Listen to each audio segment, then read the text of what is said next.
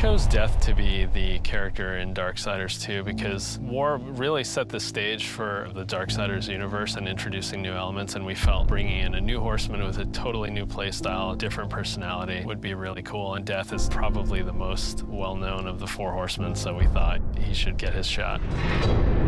What makes Death different from War is almost everything about him.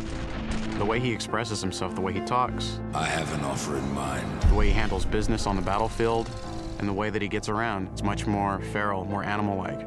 War is very much like a force meets force, a very head-on, steadfast, loyal-bound soldier. Death is much more of a calculated, elegant fighter, a chilling opponent on the battlefield. His traversal has definitely improved. It's a lot faster, more responsive, and so is his combat. His weapon is more interesting. He can dual wield or wield a single heavy weapon, depending on your playstyle. Death's primary weapon is a scythe. It's kind of a unique one. It's sort of a multi-purpose Swiss Army scythe, and he can use it with two different blades. He can attach it together to form the more traditional Reaper scythe. He can use it as a pole arm. Of course, he doesn't stop that. He'll pretty much use any weapon that's made available. You can get big axes, you can get crazy cool claws, big iron fists, and he'll even shoot guns. I mean, he'll use anything that he can, really. The main improvement from Darksiders 1 to Darksiders 2 was depth. We wanted to make the game more involved. We wanted to have more context. We wanted the player to really feel like they're in a real world with people living there, stuff going on, things going on.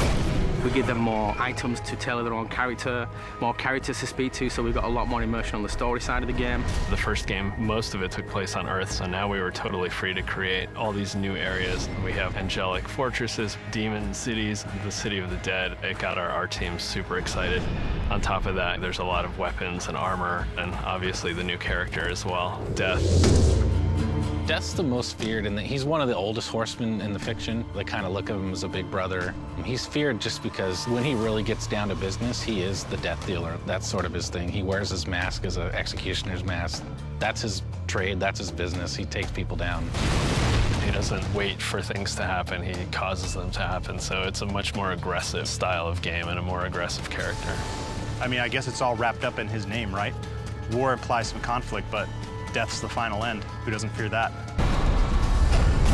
A few words describe Death: cold and calculated. Agile, both in the way he fights and the way he deals with situations. My favorite word to describe Death is definitely arrogant. He's an opportunist. If I could describe Death in one word, it's probably badass.